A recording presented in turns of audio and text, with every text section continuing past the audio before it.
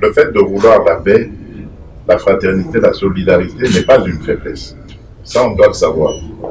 La République démocratique du Congo que je dirige et celle que je veux voir, c'est un pays où règne la paix, la sécurité, l'hospitalité, parce que notre pays l'a toujours été. Debout Congolais, unis par le sang, unis dans l'effort pour l'indépendance. Mbote na balandi GCAM Télévision, merci Nabino, fidèles téléspectateurs, fidèles abonnés. Merci Nabino Penda, bon début de semaine. Merci Nabino Pendenge Bozako pour la chaîne GCAM Télévision. Merci Nabino Ndenge Bino Morope, Bozako Pe Sabiso, confiance, Bozo Pe Sabiso, fidélité pour tout même la cabino.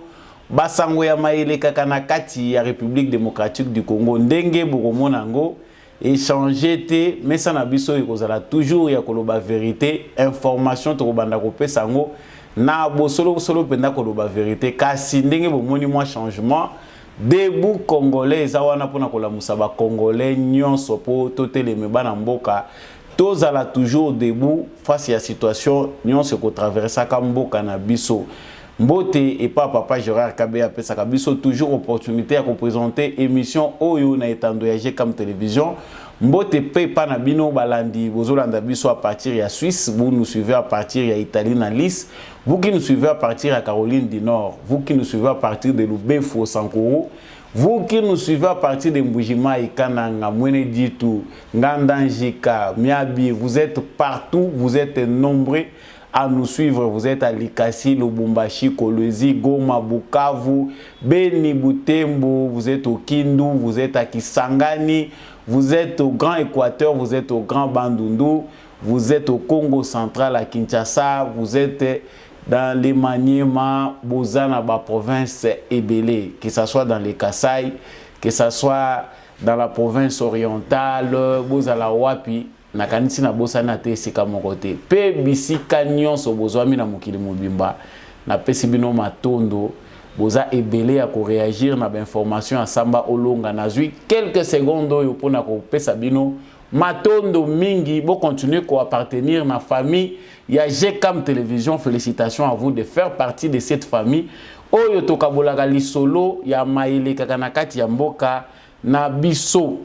Information na yenango lelo mukolo lelo to kosa l'analyse pe décryptage ezali kota la ba propos ya président oyo atenaki na visite na ye ya kende ko kutana na moko ya ba homologue na ye o ezali Denis Sassou Nguesso, président de la République asilaki bongo koloba ke lelo ezali clair que M23 azali kozwa soutien ya Rwanda pona ko agresser Congo. Alobi pe souci na ye ya kolinga kimia elingi kolakisa signe de faiblesse.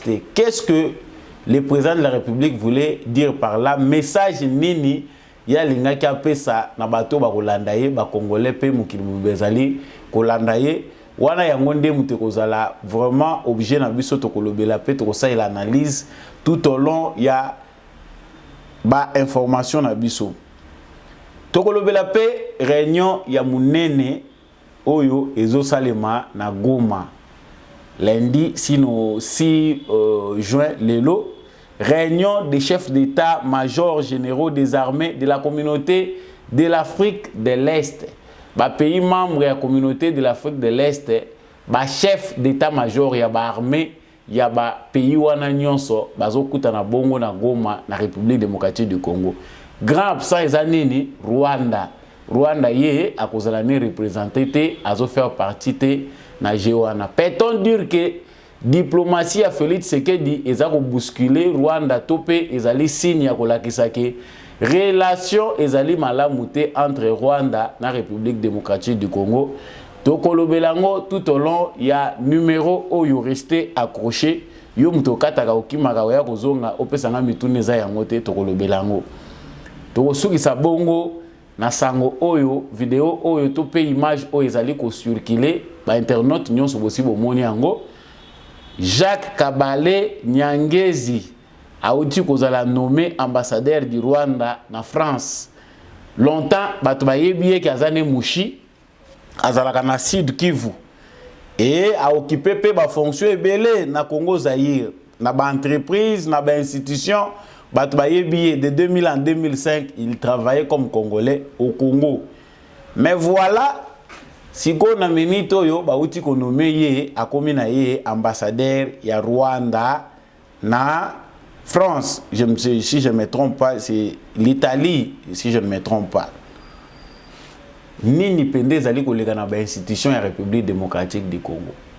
N'existe-t-il plus une différence entre Rwandais et Congolais au sein des institutions congolaises? Tokolobe la cartographie oyo ya infiltration ndenge zali kokota na kati pesil buta misisa na Congo toujours na cadre ya ko sala mbela po biso nyonso ba imboka to telema na makambo ezali ko tele kulubama to pe ezali ko salema na kati ya mboka na biso République démocratique du Congo. Vous êtes dans la bonne fréquence. Bino batu boponi voix oya sagesse na lobaka toujours comme dans toutes les émissions que Samba Olonga ngayo ndi mutu na micro mokileza nango balance tango ozo salaka mabe yeba justice nzambe moto moko ta échappaka na contrôle nango soki biso tozwi yo te yeba nzamba kozwa yo mabe to malamu yo ko salaka yeba que un jour ou un autre ko yeba ko payer yango. Si ce n'est pas sur cette terre, yeba que même dans l'au-delà vous allez payer les prix de vos actes. Vous êtes le bienvenu na GKM télévision yo mutozo rejoindre biso, cliquez, abonnez-vous soki na nous s'abonner. Cliquez aussi na cloche à notification pour chaque fois la vidéo na biso bando kota en live ou bien en ligne ou rataka ba information na bisoté. Na utaye koloba que président de la République Félix Tshisekedi asila ki bongo ko sala déplacement. Il est allé au Congo Brazzaville. Ezalaka penda kokoso mingi bato belé ba komi kozwa mo mesano ya kolinga te déplacement ya président de la République. Mais wana asila ki bongo ko se déplacer à sali 48 heures na Oyo na Congo Brazzaville Denis Sassou Nguesso. Nini penda e kokozala la base ya masolo au président de la République akende ko solo la na Denis Sassou Nguesso. Na epengela ki élément moko ezali très capital oyo bato singeli baye. Deuxième journée et la fin de la visite de travail du président de la République Félix-Antoine Tshisekedi Tshilombo ce dimanche 5 juin 2022 à Oyo, en République du Congo, dans le département de la Cuvette, à plus de 400 km de Brazzaville, la capitale. C'est une visite qui a été marquée par des entretiens en tête-à-tête du chef de l'État avec son homologue congolais Denis Sassou Nguesso. Cette rencontre intervient sur le plan bilatéral dans un contexte de raffermissement de bonnes relations d'amitié et de coopération entre Kinshasa et Brazzaville, et sur le plan sous-régional, dans un climat de discorde causé par le différend qui oppose la République démocratique du Congo et le Rwanda, soutenant le M23 qui attaque le pays dans la partie est du territoire national. Au cours du point de presse animé à l'aéroport, à l'issue de leurs entretiens, le président de la République Félix-Antoine Tshisekedi Tshilombo a réitéré sa bonne foi, sa volonté et sa détermination d'engager la RDC sur la voie de la paix avec tous ses pays voisins pour la stabilité et le développement de la sous-région. Hélas, cette paix recherchée depuis son avènement à la magistrature suprême n'est pas à considérer comme un signe de faiblesse, a renchéri le chef de l'État. Dès mon accession au pouvoir, j'ai voulu envoyer un message très clair à tous les pays frères voisins, un message de paix, un message de solidarité pour que nous puissions ensemble nous liguer pour faire face aux difficultés du moment dans le monde et dans nos pays et tourner ceux-ci, nos pays, vers le développement plutôt que vivre les tensions du passé. Et j'ai toujours soutenu qu'il fallait plutôt construire des ponts au lieu de construire des murs. Ça a toujours été mon leitmotiv. Malheureusement, aujourd'hui, nous en sommes là où nous sommes. Je suis le premier affecté, comme je le disais, et j'espère que la situation n'en restera pas là. Ce que je voulais simplement dire, c'est que le fait de vouloir la paix, la fraternité, la solidarité n'est pas une faiblesse.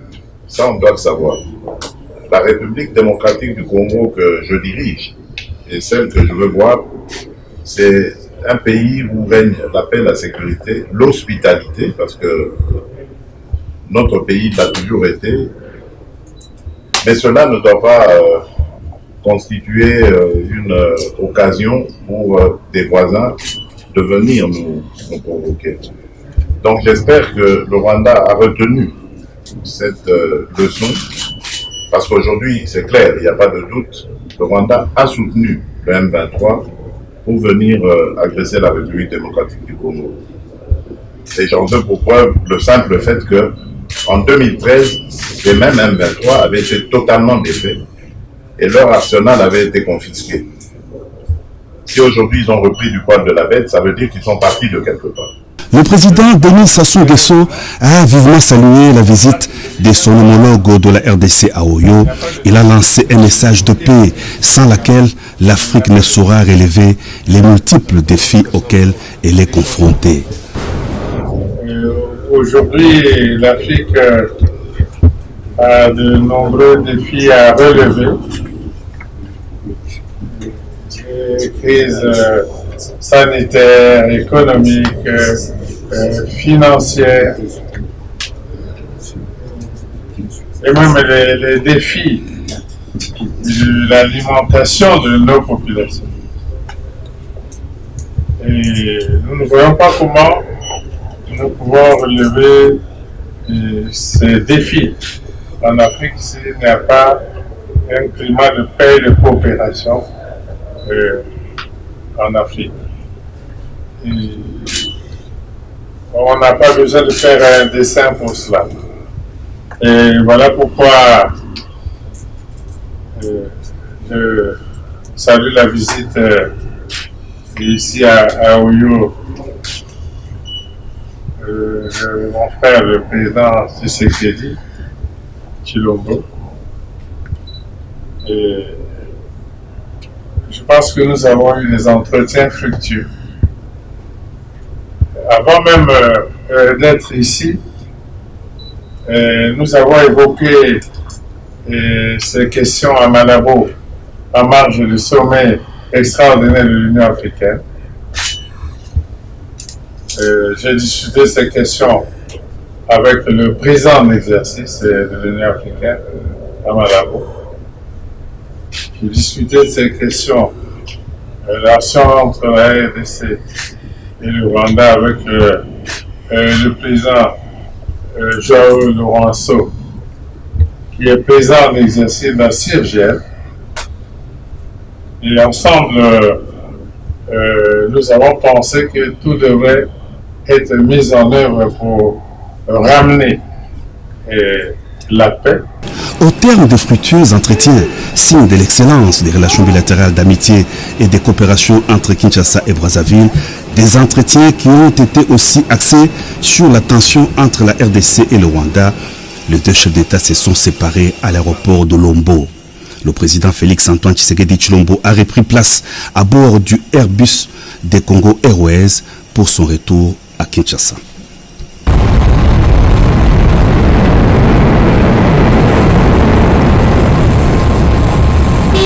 Donc, ezali passe na biso pona ko saisir makambo au président kendai ko sala ba tebele baza ko yeba quintessence te ya ba visite présidentielle.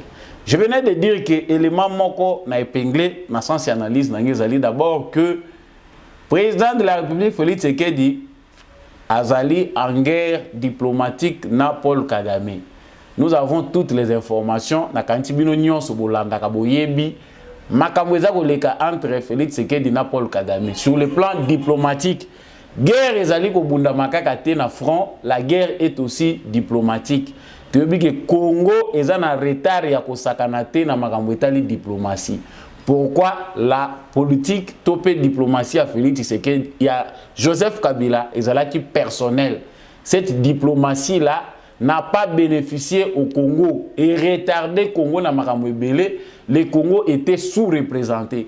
Je n'ai pas encore l'état ici na bandakota les sabino comment Kabila Tchebiso na retard sur le plan diplomatique. Il y a motos à la saturé te soto moni que Félix Tshisekedi va partout. to pesa pe mato mingi te na makambo bato ebele baza koloba ba voyage à président ezali na bénéfice na ye aza touriste, ils ont le droit de dire parce que nous sommes en démocratie, mais na bon sens mutu nyonso fois ba ko analyser malamu pourquoi le président de la République Félix Tshisekedi se déplace. Peut-être qu'ils allaient payer ma baie, nous allons aussi analyser. Mais awa, Paul Kagame aleka ki na Brazzaville. Akenda pe ko sala mwa songi kuna. To yebi ke diplomatie pe sala makana songi. Ozana COP na yo, ozali pe na lisolo na yo, il faut obeta mwa lito ikoto yo, obeti mwa lito ikoto yo, tout ici batu mitu, po yo mona nzela nini yo kokotela. Kagame pe azangisi ko sala ngote na région à Grand Lac. Guerre ezali fratricide entre Félix Tshisekedi na Paul Kagame na politique na bango. Les présidents de la sous-région doivent choisir entre les avis, l'avis de l'un ou l'avis de l'autre. Les autres adhèrent déjà à la vision et à paix au Félix Tshisekedi nango ke toyo kana que nos intérêts est à l'ensemble au nom du panafricanisme, au nom du développement, il y a Afrique, il y a région, il y a Grand Lac. Au bisonyon sotozali ko appartenir ba mususu pe bazana bango kotambula na mazita au kabila tikela bango Congo libulu na bango. Voilà, des gens comme ça sont tordus, ba cerveau na bango ils a incliné na ba intérêt égoïste au Joseph Kabila tikela bango mwana mai libulu yango wana zwana yo mengai botikela ngaka pouvoir, je vais continuer à régner. La plupart des Rwandais qui sont derrière Paul Kagame réfléchissent dans ce sens-là. Voilà, Kagame qui est na Brazzaville pour qu'il ne bouger ma ligne kuna. Certainement, ce n'est pas ce qui se dit dans les réseaux sociaux. Kagame a tiré rébellion, a tiré même kuna te. Denis Sassou Nguesso pas azobate. C'est un dictateur, il n'a rien en commun avec Félix Tshisekedi. Azan est l'eau en commun parce que dans la logique ya malamu, il ne faut pas quitter le pouvoir à Tikape Congo Brazzaville et Kotana Kimia. Mais la politique c'est fait dans le réalisme. Félix Tshisekedi, en tant que président de la République démocratique du Congo, est obligé d'entretenir de bonnes relations à Congo-Brazzaville parce qu'à Kakao, les deux capitales les plus rapprochées du monde, Congo-Brazzaville, Kinshasa. Yangwa Kendaki pe, Achape Lito, Yalale Liengonda Wana Bavandi na ye 48 heures, vie, Masolo ezandingini. C'est ça aussi la politique. Kagame était passé par là, qu'est-ce qui s'était passé? Aux un risque peut pas surprendre. En politique, on néglige rien. Et le premier angle, il y a visite présidentielle. Et l'autre angle, c'est aller aussi échanger. Naba président Moussou pe amona pe conception na bango ya conflit wana. Quelles sont les idées nouvelles bango pe bakoyi ko pesa ye. C'est ça la beauté de la diplomatie, c'est ça la démarche. Il y a Félix Tshisekedi. Mais tout le monde a propos à président de la République. Lorsque Akei, Bakoutanina Sassou, a talicipé na presse à lobby ango, démarche ya ngai Félix Tshisekedi ezali démarche ya kimia. Nazo lukate to salaka ba mur, naza nanga na volonté to cha pont. Ba pont ezali ko servir ke bato ngambo kuna na bato ngambo koto be échange ka to katisaka. Mais na moni que bato ba comprendre ngate to komi na situation to komi. Koluka kimia eza signe à faiblesse te. Je l'ai toujours dit dans plusieurs de mes émissions. Bato ba kanisaka kimia Félix Tshisekedi aye nango étoile de paix azotambola nango eza signe à faiblesse et là qui c'est que c'est un lâche, il n'a pas le temps d'amener les pays dans la logique de la guerre. Non. La guerre se fait de plusieurs manières. Ils ont le lengue et belé yakusa la guerre. Il y a ceux qui font la guerre avec les cerveaux. Et c'est la plus meilleure façon de faire la guerre, intelligemment. Et il y a ceux qui font, se concentrer à mingi na bandoki. Mais comme le disait, je pense, Jean-Paul Sartre, c'est l'esprit et le sabre. Ce que tu as dit, entre mandoki na esprit ya mutu. Esprit le gola yango mutu créer mandoki et finissera toujours par convaincre le sabre. C'est-à-dire la paix passe par là. Violence est la solution, mais violence peut être la moko ya ba moyen ba utiliser la soki kimia ezali ko mona na te na nzela ya dialogue. Donc Félix Tshisekedi a voulu faire croire na opinion ko la kisa batunion sur la mokili bonne volonté na ye démarche oyo ye engagé qui ba relation ya lingaki ko tisser na ba président région à Grand Lac ezaki à l'acheter. Ezaki ko la kisate que toza faible Et puis, il y a le pays qui le dirige n'est pas faible. Donc, na lingaki nanga ko luka kimia pour na peuple nanga pe pour na peuple mususu. Vous verrez la différence entre un homme d'État et un petit individu où il a servir l'intérêt na yemoko propre, na ya batu ya clan ya ba mafieux internationaux. Félix Tshisekedi est un homme d'État, il est très différent de Paul Kagame. Vous verrez que les traces, bateau bazo sa l'analyse ya malamu ya c'est que Félix Tshisekedi comprenne l'importance d'un homme d'État. Ça dit ba propos na c'est un homme de conviction. Dès le début, à la qui déjà démarche na mabesoka lo bagité na lingi kimia non seulement pour le Congo mais pour tous les autres pays où ils allaient entourer biso. Malheureusement, Paul Kagame n'est pas dans cette logique là et puis on est arrivé là et Félix Tshisekedi a montré clairement à l'Obiango sans embâche que M23 ils allaient qu'on soutien il y a Rwanda. Là maintenant c'est le président de la République qui le confirme. Ça dit nous sommes en guerre. Même si c'est une guerre non déclarée, mais là maintenant on ne recule plus. Parce qu'au moins maintenant l'adversaire est connu, c'est le Rwanda. La communauté internationale a pris acte. Parce que ça vient de la bouche du président de la République. Jusque-là, Patrick Mouya Yalia Mounoko. Togi Lutundu Lakei a lobby au moins au nom du président de la République. Il a dit clairement, il a visé la bonne cible. Langage Naïzaki a Kobeta Mabakute a lobby clairement que les Rwandais ils allaient agresser Bisso. Voilà, point barre. Aujourd'hui, Félix Tshisekedi le dit lui-même en tant que président de la République. Et Bele Bandai Koloba, pour dire que c'est les Rwandais, ils ne veulent pas citer du Rwanda. Le Félix Tshisekedi a cité Rwanda. Parce que n'a évité ceux qui bino pour soutenir FARDC, Bozala Naka Yamboka na bino Bandai Kozela, Félix Tshisekedi a koyebisa bino ango. Aujourd'hui, il l'a dit tout haut que c'est le Rwanda qui est derrière les M23. Rwanda nde mutazali kosala makambwana na M23. Comprenons ici que phase otokoti ezali phase moko guerrière, ezali crise moko finale.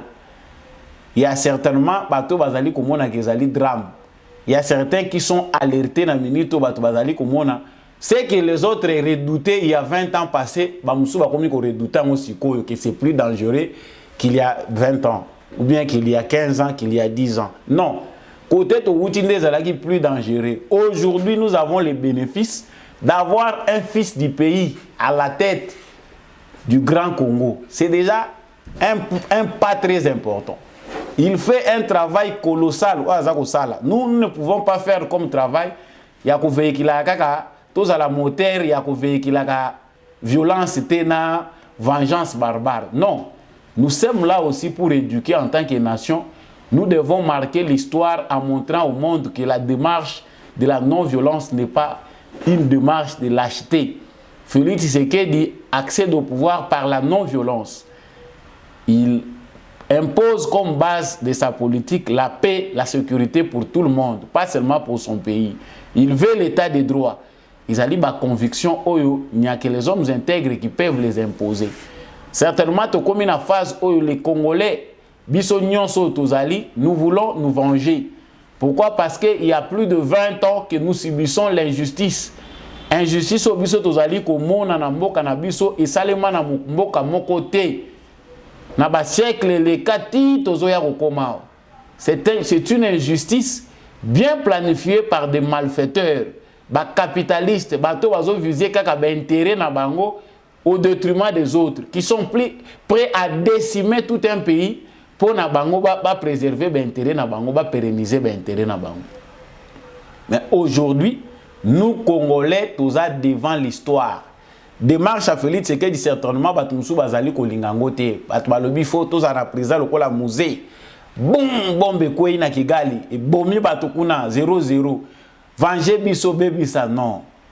C'est vrai, nous avons subi makambu ya mabe. Mais ne soyons pas prêts à kokende ko simba ba machette kokota biso peto banda kokata batu mitu. Ce n'est pas ce qu'on attend des Congolais dans le moment où on On attend une forte mobilisation. Tocha bango mal à l'aise.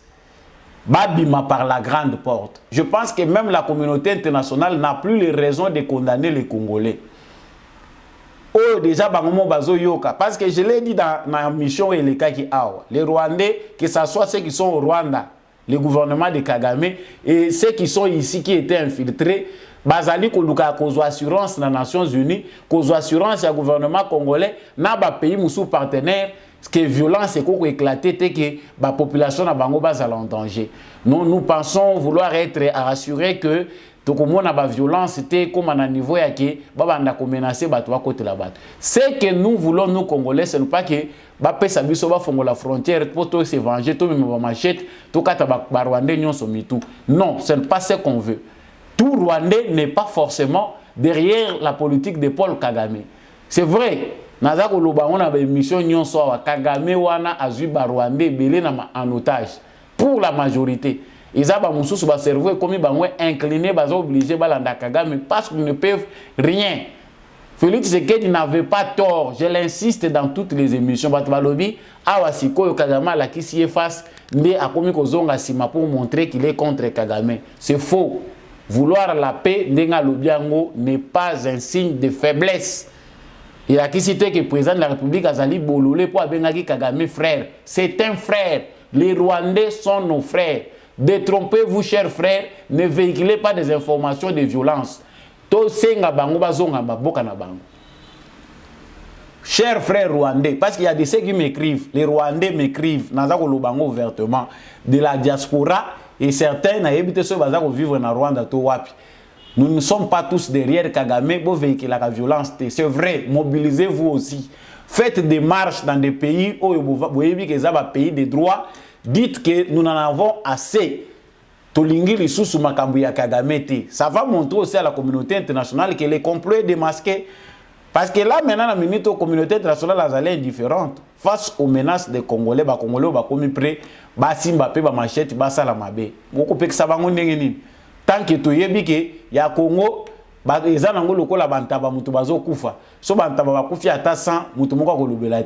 les 100 morts du Congo dans un massacre n'est pas une information à l'échelle internationale. On en passe comme si ce sont des chèvres qui sont morts. Mais 5 morts, 10 morts en Ukraine, c'est tout le monde qui veut en parler. Non, c'est révoltant enfin. Pourquoi? Parce que biso ba Congolais te dit maki ko sala yango. N'haïssons pas les Rwandais, ce ne sera pas une prise de position de responsabilité. Mais nous avons une façon de nous venger dans le Bakango, mingi na bemission na bato bolanda kangai, c'est de dominer ce pays-là. Pays wana, nous allons encore recoloniser ce pays-là. Le Congo est un pays à vocation et à puissance. Nous avons subi bêtises oh les autres allez commencer bazo finga biso to comme les locaux la considérés comme des chiens. C'est parce que nous Congolais bande qu'on a biso mususu ba faible bandimaki na bango que Congo est à genoux devant des petits pays l'autre comme. Donc pour mettre terme na point où il y a voyage à président Félix Tshisekedi na Brazzaville. C'est une diplomatie qui nécessite sa présence. Il se démène à Zobundanaka parce que Kagame peut à l'alité à Zolukaka Bisika Nini a créé trouble. Félix Tshisekedi tourne. Kagame il n'était pas si agité comme il l'est aujourd'hui. Il est aujourd'hui aussi obligé de se déplacer à Tambolaka partout en Afrique centrale pour aller s'aimer, créer l'embrouille. Voilà pourquoi Félix Tshisekedi veut être présent. N'a pas rendez-vous pour expliquer face à face à ses homologues présidents vision na ye bako selakaye makambute. Il était en Angola, azalelo na akendaki na Brazzaville et c'est comme ça. Nous sommes en guerre et il ne faut pas que les voyages du président Zalamabé. C'est vrai. Président de la République, il faut ça la ke bana voyage na yo parce que dans plus de déplacements, les autres risquent de piéger dans déplacement. Se déplacer si c'est nécessaire. Parce que le président de la République, tout autres l'inventaire, il y a le président Belo Bambouria, il y a déplacement, il y a bango, basimisi bango batouche, makambo belé koleka wana. Donc, nous pensons, monsieur le président, que ça peut être utile. Au boycotaka rendez-vous mususu parce que certains rendez-vous sont piégés. Moment aux autres traversés, moment période moko transitoire. Oh yo, président de la République, vous avez choisi de changer les donnes, d'inverser la courbe des antivalaires. Ce n'est pas une tâche facile. Nous reconnaissons la croix que vous portez, est facile à porter. Mais certainement, vous devez aussi être prudent, parce que dans la phase, il y a transition à Boye. Hein? Les représentants des forces du mal, ils vont t'en vouloir, même dans votre famille. Parce que nous sommes dans tes familles, par sa famille, tu sais qu'elle dit, mais déjà, si tu as dit, moi, diable. Intention est ça parce que je suis de la famille présidentielle, biologique ou politique. Et là, c'est que je dois m'enrichir aussi, moi, à outrance, parce que le lot est comme il tourne à Bisso. Détrompez-vous. Pouvoir offrir ce qu'il dit, à ça, le lot, au pouvoir président de la République, ils allaient pouvoir, des gens se sont sacrifiés pour une cause juste, pour qu'on ait le comme état de droit. À se sacrifier, qui était pour comme un tour, un groupe d'individus, vous rendez la tâche difficile au président de la République. Donc, Azonio Kwama, porteur d'une vision, mais autour de lui, la plupart des gens n'ont pas les fibres patriotiques. Instinct wana patriotique exaté. Na makambozo sala kaka zoluka cop kaka place nini oyo ba ko senga ta ba commande ya biloko ta yawe le la ke ne ko passer commande pour aluka ba commission na banini. Voilà tout ce que pour certains et là ils ont constitué qu'on a aussi à l'institution ou bien qu'on a l'entourage à président Ezayangwan. Je passe rapidement toujours dans le même ordre d'idée. Na lobiawa na Goma réunion ya ba chef d'état major généraux. Ce que le fatigue bouscule diplomatiquement, il y a certains qui vont me contredire. Tous à la gare peindre la réalité de manière négative. Et surtout, ne vous nourrissez pas toujours des informations qui circulent sans qu'on l'inga filtrer yango, sans qu'on l'inga censurer yango. Il y a des intox, des diabolisations, des informations qui circulent chaque jour dans les réseaux sociaux. Il y a des gens qui spécialité na bango, ils allaient semer psychose.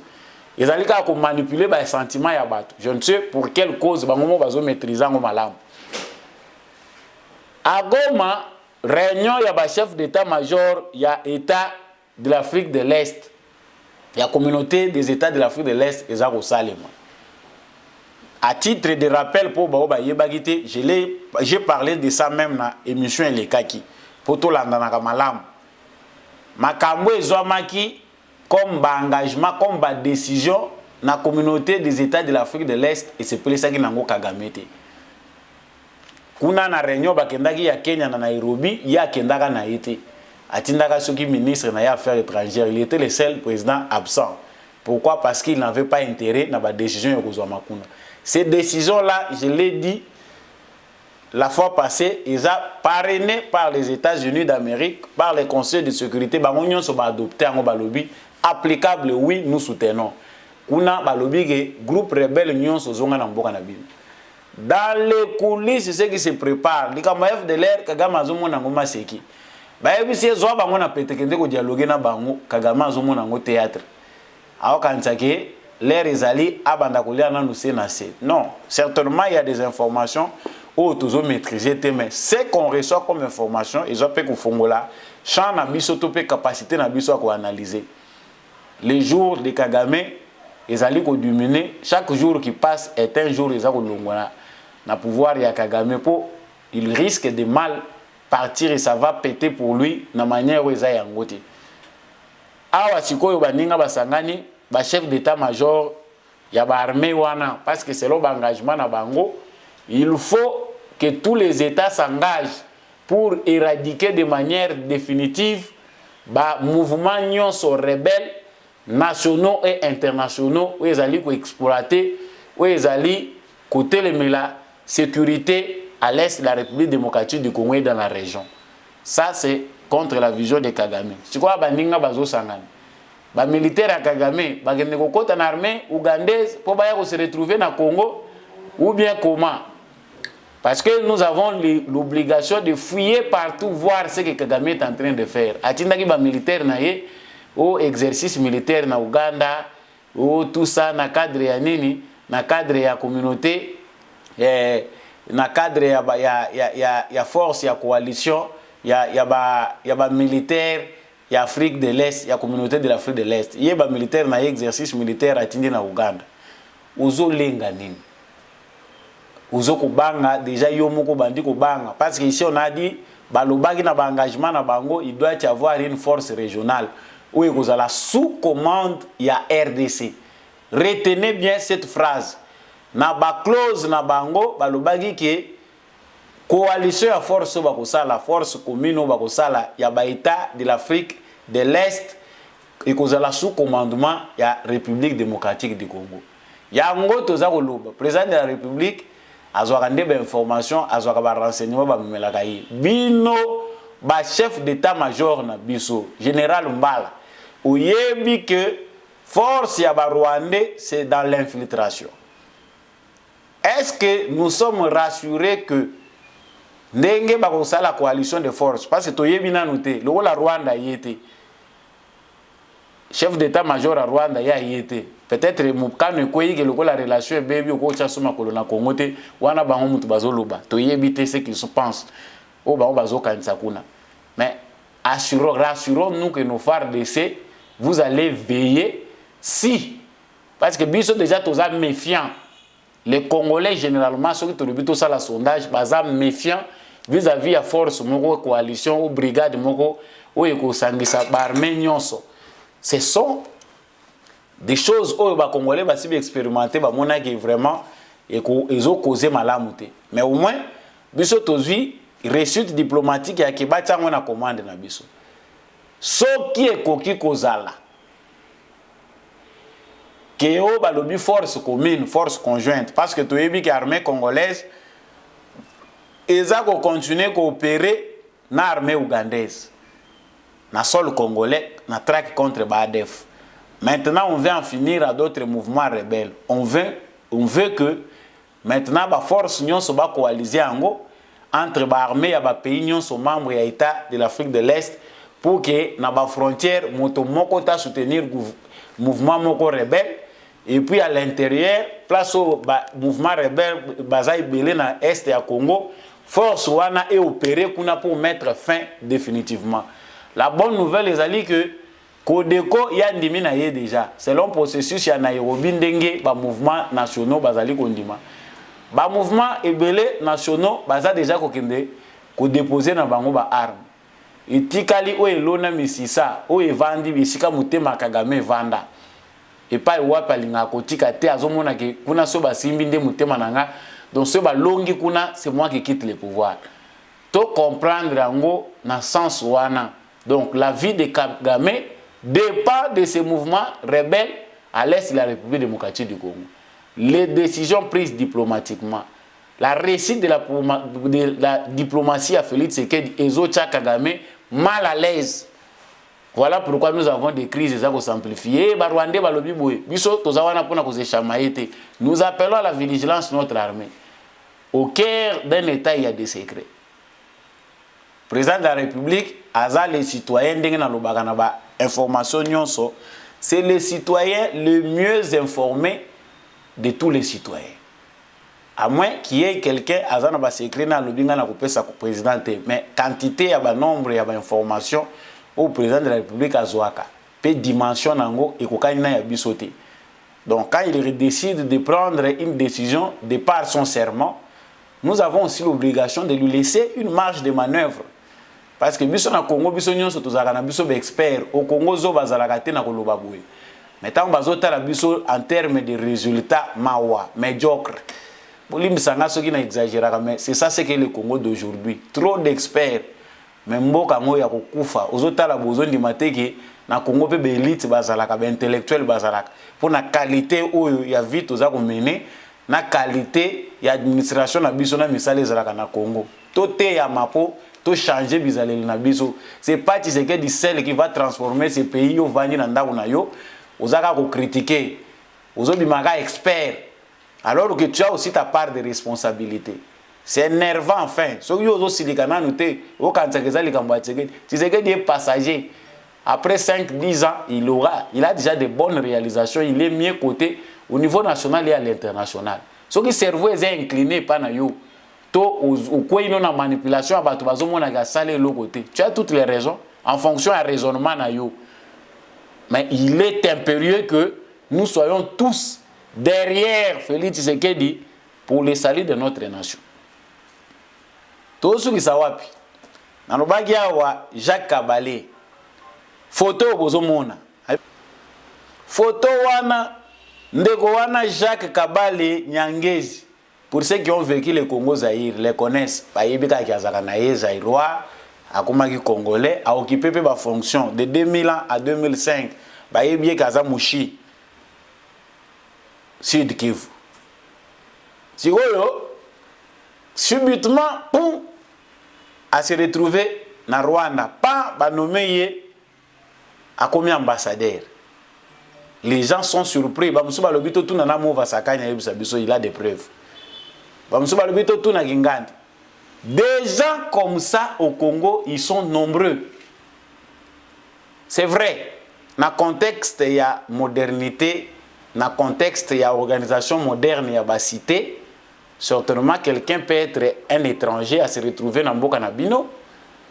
Et il travaille au sein de l'administration, il travaille dans la politique, tout en respectant les lois de cette république-là. Peut Asali Moussala sans qu'il m'a bezal.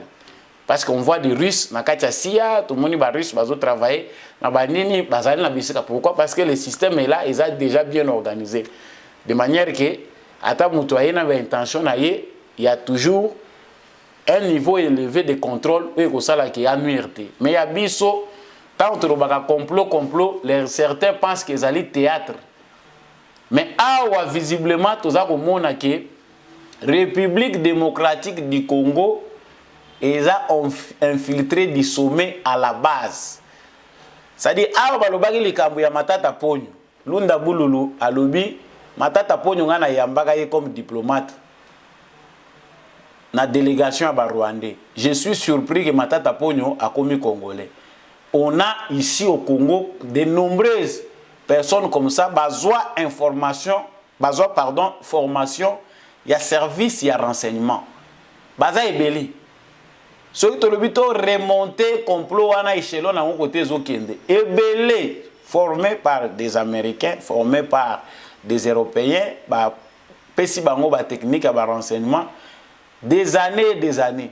Ba musu banda ko yakotanga na volonté na bango te mais bazo tinda bango en mission.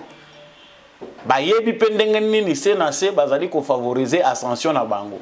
Ba si ba créer ba réseau na bango na Congo eux par na ka bato ndenge wana. Vous verrez que ma carrière na bango est déjà tracée. Batali Mayele na ye batali Neval. Donc tous ces gens là qui opèrent au Congo, biso to ebia azaneti Rwandais, ate azante kona biso to ebi neni na ye e azalaka na yao. Vous suivez les traces, Aza bien répertorié au Rwanda, on compte sur lui là-bas, alors qu'ici au Congo to ebi kaza congolais. Ngonga yango yo ekoki.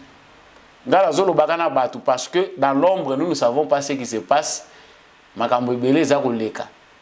Porte Ezali Polele que tous les infiltrés qui sont entrés au Congo sortent parce que l'air n'est plus à l'aventure.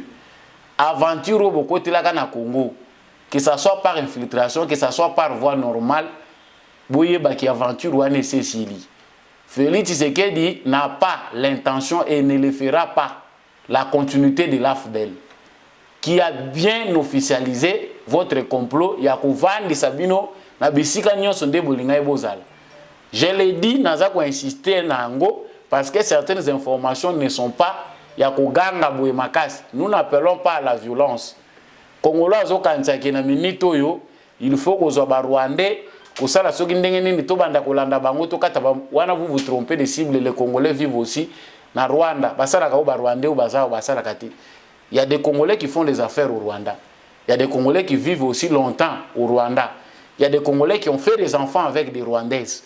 Il y a des Rwandais qui ont fait aussi des enfants avec des Congolais. Nous ne pouvons pas pousser notre haine à ça, c'est un complot d'un individu, d'un groupe à bateau, bandimi qui adhéré à la pensée. Mais ce qu'on fait, c'est de dire à nos frères rwandais, au Bokota na Congo, dans zéro binomoko boyebi. Sortez par la grande porte. Des populations pacifiques, le go là-bas, oyo, tant on battait les maka, même makamutoko lobo et kozala sous na valerte. Non-violence, ils ont exclure légitime défense. C'est par là que je souhaite mettre fin à ces numéros. Bino batu bolandaka pour se pelaka na information oyo. Boko tisanga nanda kwa président, monsieur de la République, président de la République, ne soyez pas distrait par votre entourage. Vous avez une information à l'Okuta pour vous manipuler. Il y a aussi des informations, il y a ma bé. Oyo batu bayaka nango pona ko manipuler nango président de la République, les faire prendre de mauvaises décisions. Président fongola miso kolekisa suta ebelete na batu oyo oza déjà ko prétendre ko linga ko longola. Parce que batu mususu bazalaka zo se comporter na trahison et tantôt azo banga pona ko saelo mabe po ayebi ko yebi ete. Mais le fait d'avoir dit déjà que vous nettoyer et que vous continuez ko bomba bango keba babandi déjà ko bongisa ya mabe. Bino batu bo partager ka information tambwisa yango kotisa on ndako kwa président. Merci ndenge bolanda ki samba olonga. Na pesi bino merci pour na chaîne OGCAM télévision. Merci. Merci ndenge bolandi samba olonga. Désormais notre émission s'appelle Debout Congolais. Congolais Telema Poete Congo Engenga. Vraiment ezali sacré imna biso to telema biso nyonso bokota ebele bokota faites partie vraiment na kati ya famille au Debout Congolais. Bientôt le groupe WhatsApp sera là, le groupe Debout Congolais où ko sangisa ba patriote nyonso oyo bayebi ke kozala vrai patriote ezali kozala na amour ya mboka ezali kozala na motema ya soda pona mboka na yo à n'importe quelle condition et sika wapi yo koyo kozala la patrie est sacrée et elle se protège, on peut mourir pour sa patrie. Soko zo linga mboka na yote eza péché. Merci l'équipe technique oyo accompagnaki ngai ya ndeko mbi ya Chako. Merci na bino pe batu bolandi ngai soki bo sepeli ko soutenir émission au Debout Congolais.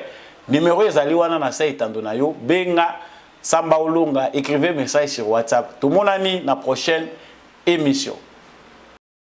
Comme vous le constatez, nous sommes sur la ligne de front à Ishangi. Derrière moi, vous voyez Mikeno. Donc encore une fois de plus, c'est lundi 6 juin. Nous nous sommes réveillés sous l'effet ennemi. Je veux parler ici des M23 et leurs alliés. Et les forces armées de la République démocratique du Congo ont riposté de la belle manière. Et à l'heure où nous vous parlons, Mouati, qui est juste derrière moi, vient de passer sous contrôle des forces armées de la République démocratique du Congo. Donc nous comptons maintenant y aller jusqu'au bout. Voilà un peu la situation qui se passe actuellement à Rutshuru. 10e journée et la fin de la visite de travail du président de la République Félix Antoine Tshisekedi Tshilombo ce dimanche 5 juin 2022 à Oyo, en République du Congo, dans le département de la Cuvette, à plus de 400 km de Brazzaville, la capitale. C'est une visite qui a été marquée par des entretiens en tête-à-tête du chef de l'État avec son homologue congolais Denis Sassou Nguesso. Cette rencontre intervient sur le plan bilatéral dans un contexte de raffermissement de bonnes relations d'amitié et de coopération entre Kinshasa et Brazzaville, et sur le plan sous-régional, dans un climat de discorde causé par le différend qui oppose la République démocratique du Congo et le Rwanda, soutenant le M23 qui attaque le pays dans la partie est du territoire national. Au cours du point de presse animé à l'aéroport, à l'issue de leurs entretiens, le président de la République Félix Antoine Tshisekedi Tshilombo a réitéré sa bonne foi, sa volonté et sa détermination d'engager la RDC sur la voie de la paix avec tous ses pays voisins pour la stabilité et le développement de la sous-région. Hélas, cette paix recherchée depuis son avènement à la magistrature suprême n'est pas à considérer comme un signe de faiblesse, a renchéri le chef de l'État. Dès mon accession au pouvoir, j'ai voulu envoyer un message très clair à tous les pays frères voisins, un message de paix, un message de solidarité pour que nous puissions ensemble nous liguer pour faire face aux difficultés du moment dans le monde et dans nos pays et tourner ceux-ci, nos pays, vers le développement plutôt que vivre les tensions du passé. Et j'ai toujours soutenu qu'il fallait plutôt construire des ponts au lieu de construire des murs. Ça a toujours été mon leitmotiv. Malheureusement, aujourd'hui, nous en sommes là où nous sommes. Je suis le premier affecté, comme je le disais, et j'espère que la situation n'en restera pas là. Ce que je voulais simplement dire, c'est que le fait de vouloir la paix, la fraternité, la solidarité n'est pas une faiblesse. Ça, on doit le savoir. La République démocratique du Congo que je dirige et celle que je veux voir, c'est un pays où règne la paix, la sécurité, l'hospitalité, parce que notre pays l'a toujours été. Mais cela ne doit pas constituer une occasion pour des voisins de venir nous provoquer. Donc j'espère que le Rwanda a retenu cette leçon, parce qu'aujourd'hui, c'est clair, il n'y a pas de doute, le Rwanda a soutenu le M23 pour venir agresser la République démocratique du Congo. Et j'en veux pour preuve le simple fait que en 2013, les mêmes M23 avaient été totalement défaits et leur arsenal avait été confisqué. Si aujourd'hui ils ont repris du poil de la bête, ça veut dire qu'ils sont partis de quelque part. Le président Denis Sassou Nguesso a vivement salué la visite de son homologue de la RDC à Oyo. Il a lancé un message de paix sans laquelle l'Afrique ne saura relever les multiples défis auxquels elle est confrontée. Aujourd'hui, l'Afrique a de nombreux défis à relever. Des crises sanitaires, économiques, financières, et même les défis de l'alimentation de nos populations. Et nous ne voyons pas comment nous pouvons relever ces défis en Afrique s'il n'y a pas un climat de paix et de coopération en Afrique. Et on n'a pas besoin de faire un dessin pour cela.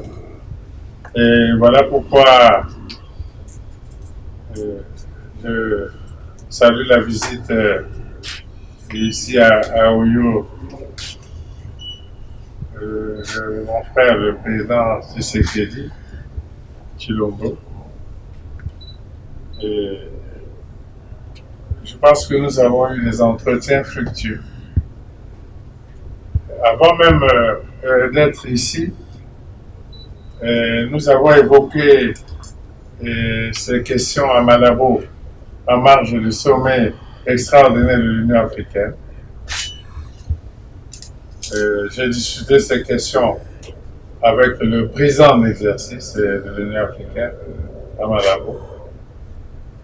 J'ai discuté de ces questions, relations entre la RDC et le Rwanda avec le président Joao Lourenço, qui est président en exercice de la CIRGL.